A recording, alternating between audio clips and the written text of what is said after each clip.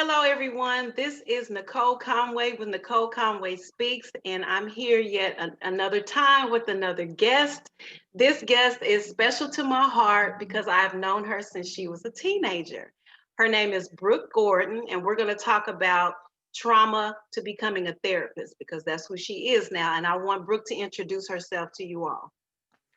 Hi, everybody. This is my first time, so I'm feeling myself. So, first of all, my name is Brooke. If you know me, I go by Brooklyn. I'm a proud Black therapist. I am proud of every aspect of my journey and honored to be able to share that with you. I am a womanist, preacher, poet. I am Christian adjacent. That means that I have done my own healing work to heal spiritual wounding and trauma and defining what my relationship with God looks like for me and where I fit at in this colonized Bible that we go by. Um, so, um, I mean, other than that, I'm down to earth. I do a lot of things. I'm a trauma therapist. I'm a licensed professional counselor, a licensed chemical dependency counselor intern. And my goal and passion in life is creating protected, safe space for Black people to heal from generational trauma, spiritual trauma, all the traumas, and to live your best life, basically. Okay, so I want you to tell my viewers how we met each other and how old you were when we met each other. Ooh, child. I was we probably met I was about 15 or 16, but the age that always stands out for us is 17. I think that's when we began to interact a bit more. So we met at church and ooh, I was tired, y'all. I was tired. I was very traumatized, but I didn't know that the language to define that. I was just very broken, very down on myself, and had no kind of self love. Didn't even know what that looked like.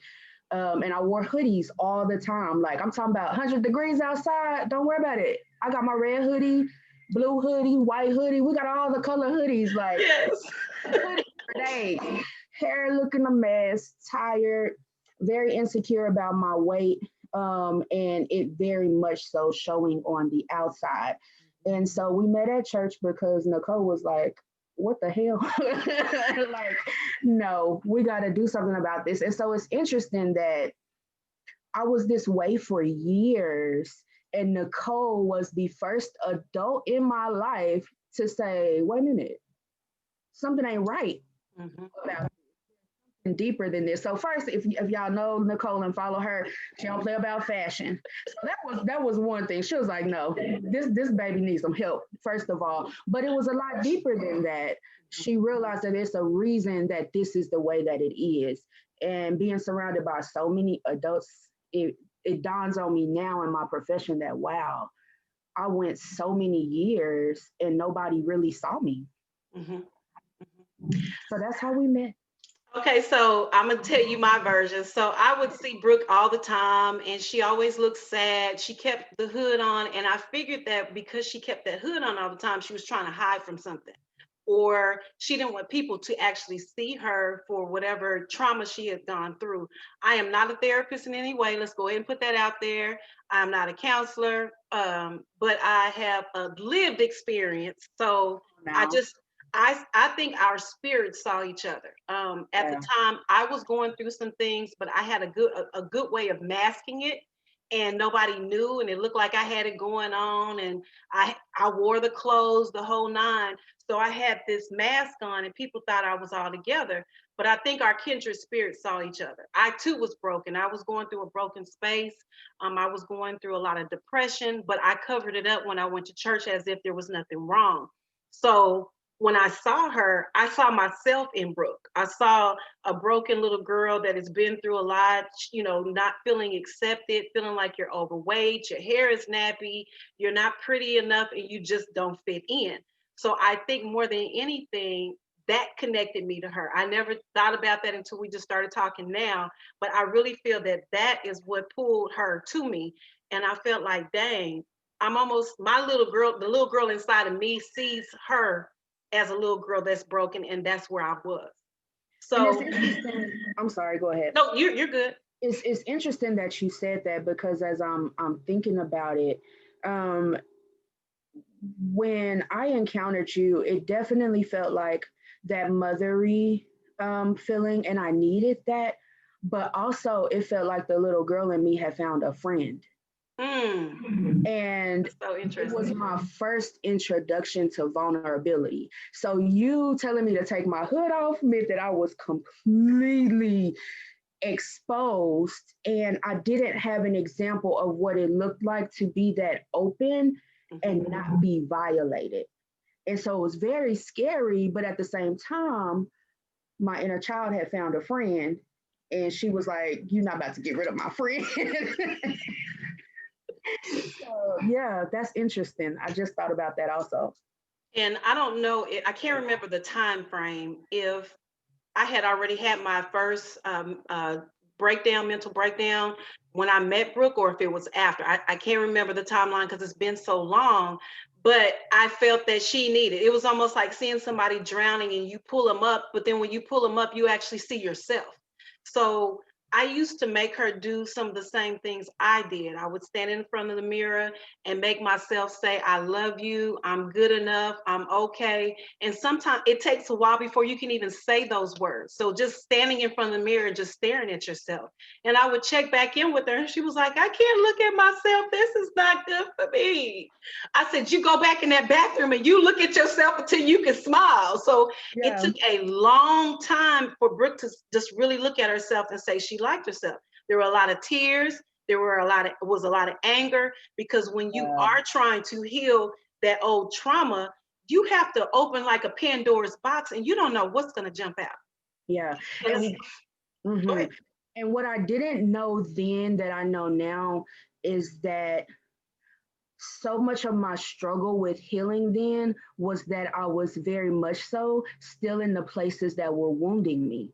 Like Mm, I was being traumatized and re traumatized literally every single day my God. at home, at church, which should have been my safest place. It's the place that I ran when my family fell apart. But it was a lot of re-traumatization and day in and day out. And I didn't realize that it would be, I could only reach a certain level of healing as long as I was in that space. Hmm.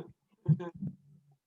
So, do you feel like the time that we were together, as far as helping you heal, did you feel like you were healing in those spaces, but then you would go right back into like a spin out back into the way you were feeling in the beginning?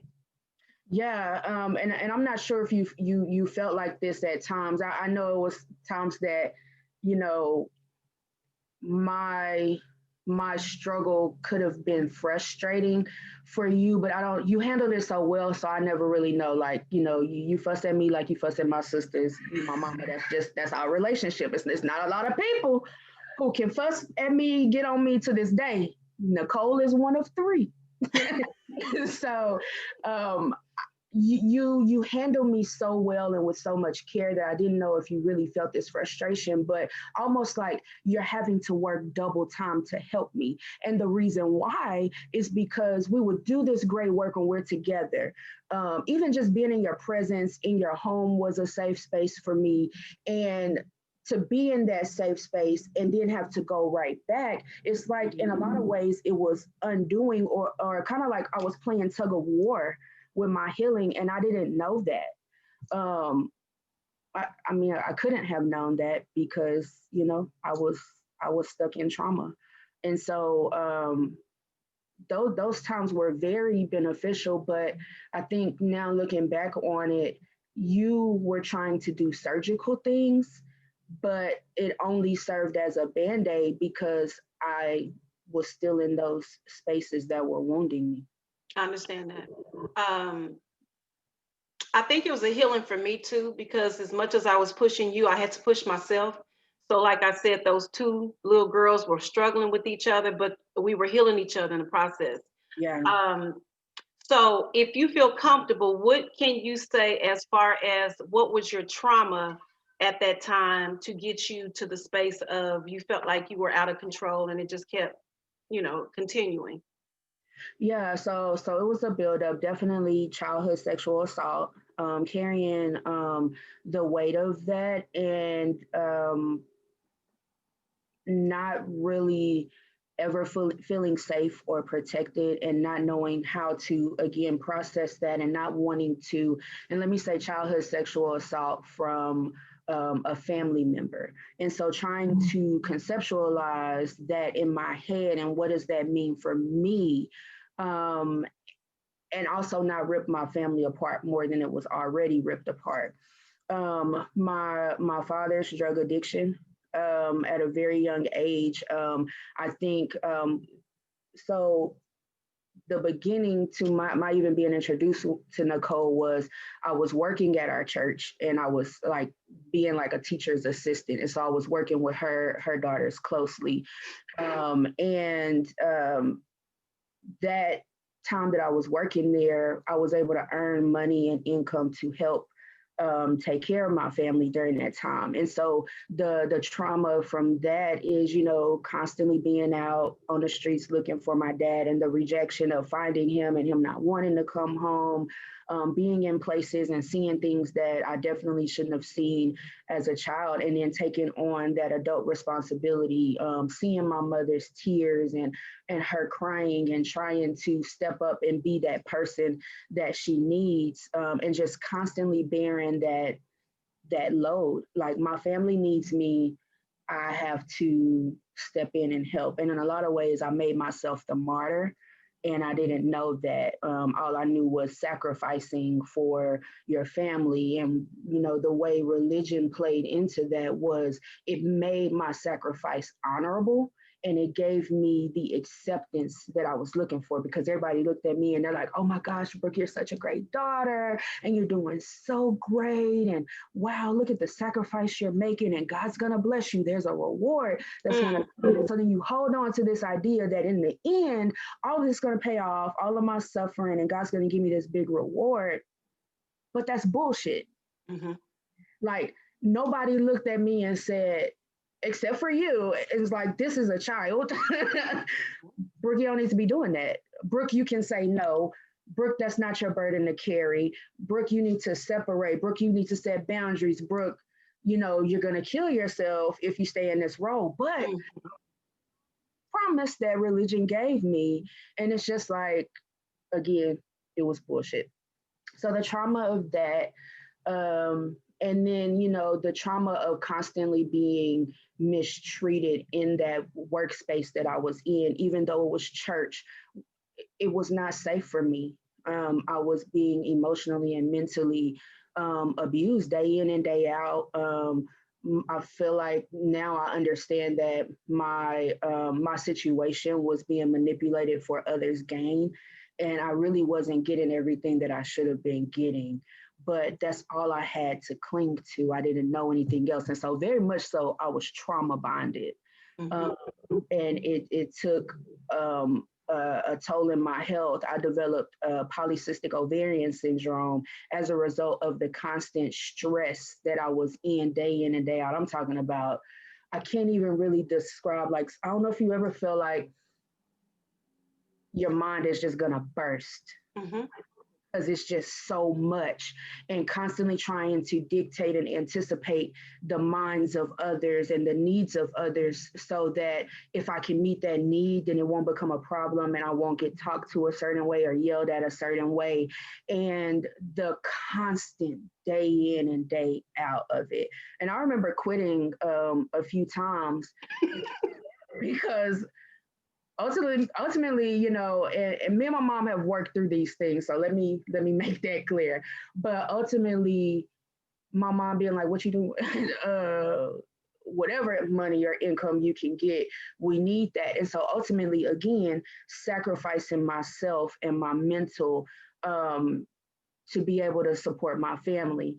And so it took, all of the trauma of that caused me to develop polycystic ovarian syndrome. And I ended up having to have surgery, a major surgery. I had to have a cesarean because my ovaries were covered in tumors, and there was a big one about the size of a grapefruit that was sitting on my cervix, and it threatened to make me infertile. And I'm like, hold on, God, it's supposed to be a reward at the end of all this. Right.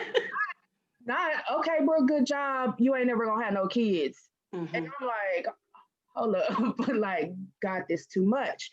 And so that was kind of like my breaking point, sitting there and having to face the reality of how all of this trauma was killing me. And I had a realizing that I didn't have control over every aspect of it, but what I did have control over was if I stayed in a place that was constantly harming me. Hmm. And so that was kind of my breaking point during my recovery time, not having these people that I'm working with day in and day out so much as call, text, anything, but getting an email saying, "Whoo, this a tell all. I feel good." Getting an email Release it, baby. that basically said, "Hey, so and so needs to know if you're coming back to work, because if not, we need to cut your insurance." And I'm like, I am maybe 3 to 4 weeks post cesarean. If you've had a baby and you've had a cesarean, if you're a woman, you know what I'm talking about. 3 to 4 weeks post surgery for a cesarean, and you're asking me if I'm coming back to work because you need to know if you need to cut my insurance. Why would you cut my insurance when the recovery time for a cesarean is at least 6 to 8 weeks? I took a deep breath. I said, okay, God, here we go. I said, this is my resignation. And I sent the email. I went to maybe one more church service after that. And mid service, I said, God, you got to give me the courage. And I left mid service. I probably could have never went, I think maybe I have a thing for the dramatics or the flair, but I had to go. I think I was really struggling with, I was trauma bonded. Hmm. And this is my whole life. I've been at this place in this spiritual space since I was an infant. And I'm having to walk away from that for myself. Right. And so it was difficult, but that was my breaking point because I was like, I am not going to live very long if I stay in this place. And not only am I not going to live, my babies ain't going to live. That's right. That's a whole different type of responsibility. Hmm. So that was kind of a lot of the traumas that were going on at that time. My family was very, unstable. We were here and there. It was, the hearing my family's personal business that we confided in with leadership preached over the pulpit and feeling damn embarrassed in the middle of a church service. And I'm like, how is this God? How is this love? How is this care? But the same people who will love on you, call you endearing terms like daughter. I couldn't process that. Like you not. I'm like when I say personal bit, I'm talking about details, and I'm like, this what we doing in church? It wasn't safe. And that's supposed to be your place of refuge. My place of refuge. And so then it started causing problems. I feel like in my relationship with God because I'm like, how am I supposed to believe in a God who has leaders who do this type of harm? And I think that was my first real realization that, pastors and leaders are human too. So that's not an excuse. That's not at all what I'm saying. But that was me realizing that, hey, your relationship with God really is your relationship with That's God. right. And I personally do not believe in a God who accepts any degree of abuse or harm, whether that's in a romantic relationship, whether that's a friendship, any type of dyad, which is like siblings. I don't care what the relationship dynamics are, child to parent, pastor to congregant, whatever. I do not believe in a God who accepts any degree of abuse. And I believe that God's going to really hold people accountable for that. And so for me, I was not seeing that reward. And so then I felt like my faith and my belief in God, I felt like I was being bamboozled. And so now where I am, I'm like, look, I can't wait till heaven to get no reward That's right. and life more abundantly, then I want to see that here on earth. I'm Hmm. not waiting until heaven to get some reward out of hell. I done been through now, God, what's good? No, Hmm. I get to see that now and being able to be real enough in my relationship with God to say, look, I don't suffer enough. Where no, the I ain't waiting till heaven. I ain't got time to wait for heaven. I'll be dead if I wait till heaven. So let me ask you this. So that was your journey as far as the trauma that was in your house as well as in church. So what were your steps that you took in order to get into a better space so that you can grow into who you become now? Yeah, so part of what I was sacrificing was also my education. I had went to community college so that I could stay home. And oh my God, that became like the standard at the church. Brooke, oh yeah, that's it, because that's how we can keep our kids here and close to us and maintain that safety, but Yes. more so the control. Hmm. And so it was shout out to brother and sister Uzu. I love them to death. And I'm figuring out a way to thank them for this. But I was leaving the church one day and they were pulling up in the parking lot and they stopped me and they said, Brooke, what are you doing? And I'm like, oh, I'm going home. My day is over. And they're like, no, why are you not in school? And I'm like, well, my family needs me and this and that. And they looked at me and they said, Brooke, you need to go back to school. If Yes. you do not go back to school, time is going to get away from you and you're never going to go back. And it was such a defined moment. It seems like such a simple truth, such simple words, but it was so profound for me. So next day, I told my mom, look, I don't know, we're going to have to work this out, but I got to go. Yes. We were staying with my grandmother in Bastrop at the time, and I was doing some babysitting here and there. And one day, while I was at my little babysitting gig, I got on the computer and I just started applying to schools. I applied to Texas State. I don't believe I got into Texas State because my GPA had dropped so bad because work became the priority over school. And Hmm. so I was like, oh, I don't know. And then my dad actually said, well, hey, why don't you go to Houston Tillotson? I was like, I ain't staying in Austin. I gotta go. I can't. I got to go. Yeah. Look, I done gave Austin all I had. I just said, you know what? At this point, all I could just hear was those words, Brooke, you got to get back into school. You got to go. You got to finish this. And again, it was a moment where people were seeing God was strategically sending people who saw that potential in me. Who, and I don't know what y'all saw, but whatever it is had to be great enough. And I couldn't see it, I believed it because y'all believed it. And Right. so I applied to Houston Tillotson. They accepted me condition on the condition that I would get my GPA up. So I started there, and I just said I'm going to go to school. And I was like, well, what do I want to go to school for? I always wanted to be a doctor, but I hate math and I'm not good at it. And so I was like, well, maybe I just needed to believe that I could be something as great as a doctor. And so I was thinking about what do I do well? And I was like, that's another one of my strengths that has been manipulated throughout my life is that I'm very strong and I'm very good at helping other people and Yes, giving you of myself are. to other people.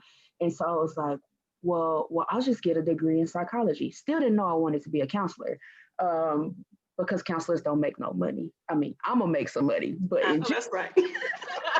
it's not, these are not the helping professions you get in because of the money. And so I was like, I'm gonna do psychology. And I got in there and I'm going to school and things are going well. I'm away from that church toxic environment. Things in my family were still what they were. We were living with my grandmother at the time, and I believe this was my sophomore going into junior year of college, and my grandmother didn't want to take me to Austin to go to school. And I'm like, I got to go to school. Hmm. Packed a duffel bag. And I said, even if I have to be homeless, I have to go to school. Right. I packed my bag, had my mom drop me off at one of my aunt's house in Austin. She let me stay for one night. One night. So it's midnight, dang near. I got my duffel bag. I don't know where I'm gonna go. So I go to the school. I go to the Center for Religious Life, and I slept outside Mm. that night. I got up. I went to school, crossed the street, and went to class. And the chaplain found out about it, and he talked with the dean, and the dean basically said, "Hey, we've been needing a resident assistant to cover our weekends, but don't none of them want to cover weekends because they want to do what they do. If you cover the weekends, we'll provide you room and board." I said, "What they mean?" Mm. They said free food, free housing. I said, "Oh, okay, you should have said that from the jump." So I moved into the residence halls literally like same day. Didn't have no sheets on my bed, didn't have no toiletries. I ain't had nothing but that one duffel bag and a room and food that I could go eat, and that was enough. The chaplain and others and my mother was able to give me some things that could hold me over, and I was working at Religious Life, so that provided me a little bit of finances to be able to navigate some of those things. But I knew no matter what, I had to go to school and I had to finish, and so the only step I had literally was going to school. Right. We ain't even talking about healing at this point. We talking, Right. you got to go to school. And what that did was it took me out of the constant day-to-day traumatization. And so that was going well. Senior year, I was sexually assaulted by a man, and that was the most difficult thing in my life. um, I'm doing my work, I've done my work, I'm doing my work, I'm in a good place, but it was very difficult for me now, Mhm. this other trauma on top of it, and my instinct being to crawl back into that place that Nicole and I had worked so hard, so long, so many years to bring me out of. So I think I was doing pretty good. I'm like, I definitely wasn't loving myself to the capacity that I needed to, but I was breaking out of that shell and I was seeing the fruits of the work that we had been doing in my ability to be a leader on campus Yes. and beginning to set certain types of boundaries and things like that, and just dressing better. People love to see me around campus. Oh, you always look so nice, and your smile and this and that. And people were complimenting me in ways I had never really been what did I just say? Complimented. Complimented. Thank you. So definitely I was seeing the fruits of so much work that we had done, but that being raped by a homosexual man, Mm. contracting an STD, and then having confided in someone who I was close to at the time, who I didn't know that I could trust, who spread it across the entire campus. And I was walking across campus, hearing people make jokes about my rape, and I was very unsafe. And so, literally, my friends, my core group of friends, which is very small but very strong, they were walking me to class every day. They were charging people up, like, "Hey, what's that you were saying? You need to keep your mouth shut." They were Right. for me and fighting for me in ways that not many people had done. And so, um, a few days had gone by, and I had a panic attack in the middle of our student union, and it was like again another wake up call. And Mhm. senior year, I need to be thinking about next steps. And my advisor was like, "Brooke, I don't say this to very many students at all, so it's an honor to say this to you, but I think you're cut out for grad school. I think you need to get a master's degree." And I'm like, what? For why? And so again, she saw something in me that I wasn't seeing in myself. But because she believed it, I believed it. So I said, you know what? I think I should be a counselor. Mhm. And maybe I can help myself work through some of this trauma and all of this stuff. And so a few weeks go by, and we have what do we have? Like a college fair for grad school, and the University of Mary Hardin Baylor had a table there, and I went to it. Everything lined up. I applied.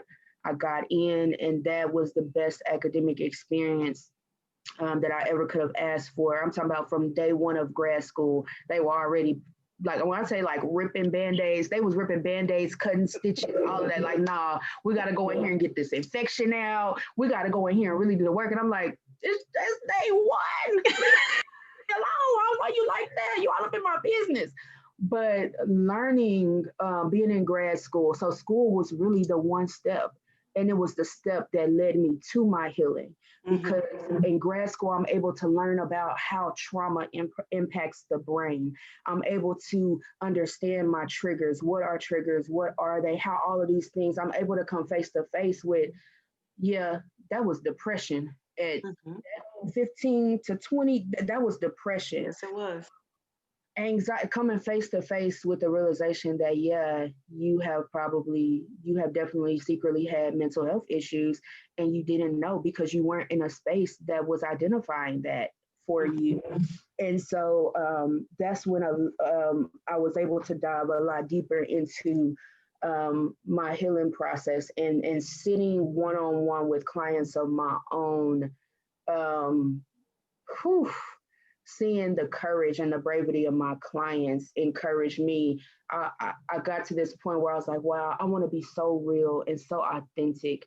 I don't want to be hypocritical, sitting with my clients, telling them and challenging them to do things that I myself am not doing. And so I just began to dive in deeper and deeper and deeper, and that healing has just been coming and coming. And, so I think another step for me, I think the first step was getting away from the toxicity and the abuse and the trauma that was happening on the daily.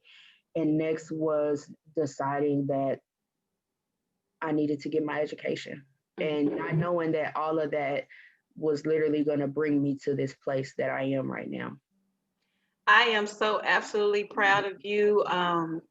When you graduated from graduate school and from HT, it was almost like my own child graduating. And I remember from where you started and where you are now. And man, I cried. I was at the graduation for the first one. I wasn't for the second one, but I cried because I know the struggle. I know the abandonment. I know the triggers and the trauma and all that. And I watched you grow from little to nothing to where you are now. And what you didn't realize, all that time that you were going through that, it was training day for you the whole time. And the things that we saw in you was because we knew that you had, we knew your purpose, or we could see a glimpse of your purpose, even though you couldn't see it. So we were kind of like the flashlights for you to keep walking in the dark. So now you're able to do the same thing that we did in you. You can see that in the youth that you speak to help them get out of those dark spaces. And once again, I will say, I am not a therapist. I am not a counselor. I have a lived experience. And I really believe that God puts people in your path as you go in your journey to get you where you need to be. So that way you can be a fisherman of men and pull them up to help them as well. Yeah, absolutely. Absolutely. And I think that one of the most profound quotes that my professor, Dr. Winmay Cho, said one night during class was that if you can't shine a light in someone's darkness, sit with them in the dark. And there were times that light was being shined and I turned it off. It's too bright in here. No, leave my hoodie alone. I'm good. Nicole would take my hoodies and she see me again and I done got a new hoodie. I'm like, give it here. And she just confiscating hoodies and I'm like, all right, cool. I'm just gonna go get another one. I'm good. And so that light was being shined and I was turning it off because it was so painful. But you did so well. What a lot of people can't do was that you sat in that pain with me. You sat in that darkness. And I was like, damn, she's not scared. And then I had an instance with my nephew, JoJo. You remember him. He was having a meltdown. and I was visiting, and he had a meltdown, and he went into the closet. And I'm like, you 10, you too old for this. We black, we all do this. You doing too much. And so I just watched him. And so he came out, he didn't get his way, and he had another meltdown, and he went in the closet. So I said, this is interesting. What can I do? And so I went in the closet with him, and he goes, what are you doing? I said, I'm just sitting with you in your darkness whenever you're ready to come out. And he was like, you're not afraid? I said, no, I'm not scared. When you're ready, let me know. We ain't even got to talk. I'm going to just sit here. And we stayed in that closet for about 10 minutes. And he said, okay, Annie, Brooke, I think I'm ready to come out now. And so we come out, and my brother's standing there. If you know my brother, all he does is smile. He's standing there, he's smiling. He was like, little girl, what are y'all doing? And JoJo goes, oh, Annie Brooke was just sitting with me in my darkness. She's not scared. And it just dawned on me, like, he gets it. He got it. I didn't know the language to put around it, but that's exactly what you were doing. And the other thing I want to say to you is, because you keep saying you're not a therapist and this is just your lived experience. Your lived experience in the language of Ebony Janice Moore is your research. Is your citation, period. So just so you know, you more than qualified. You don't need no master's degree in counseling. Your lived experience is the proof. You sound like my husband now. He says that you don't need a degree to do what you do. And he's right. But it took me a long time to get to that space where I felt that I was strong enough to be able to do it and do it with confidence, because I went through the same thing you did. Not feeling good about myself, not thinking I was enough. So that translates from your childhood to your adulthood, feeling like you're still not enough.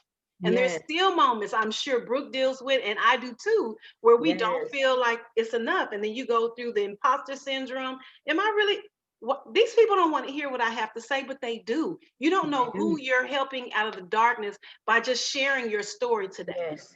And the thing for me that I've come to is literally, even if it's one person, that one person is so worth it.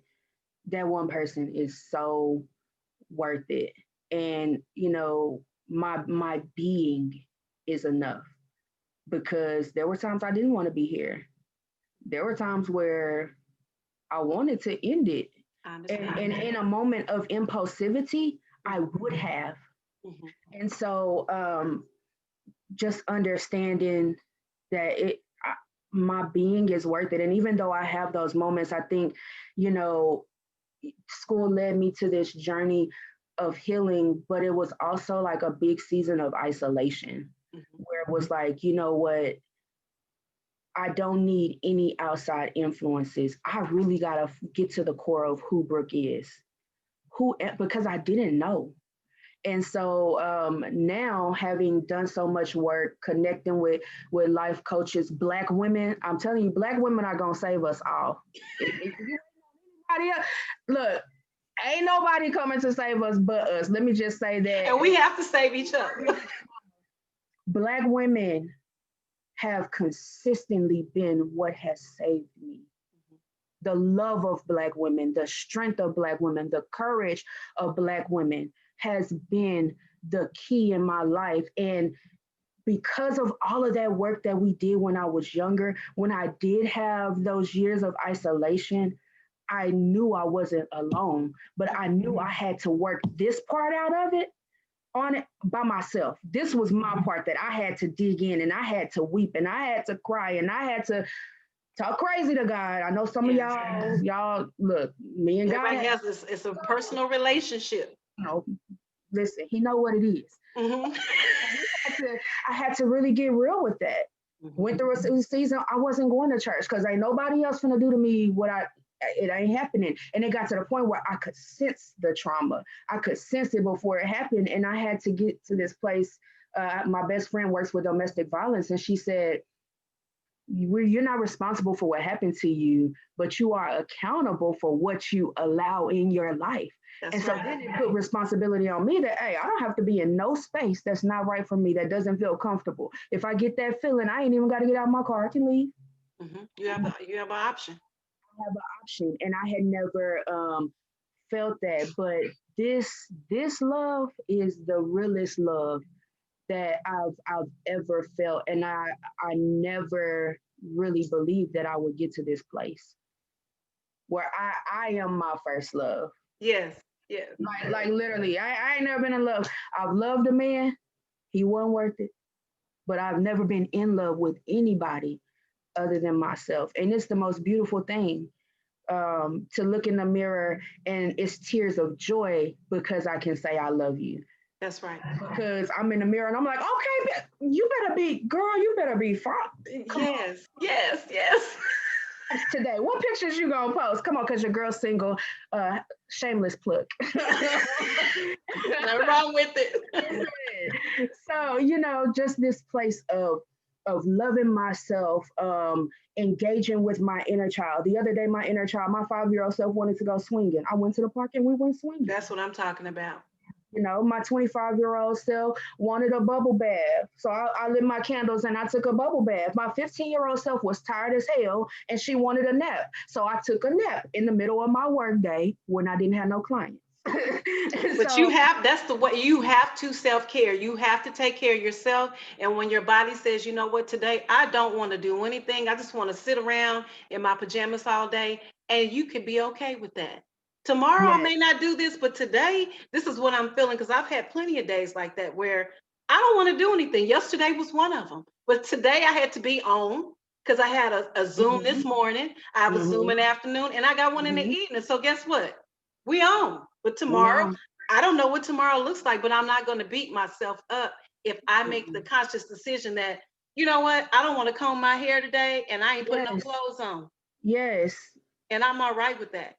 Yeah, because that's your business. Because that is all my business, because I govern myself accordingly every day. Okay. Hello.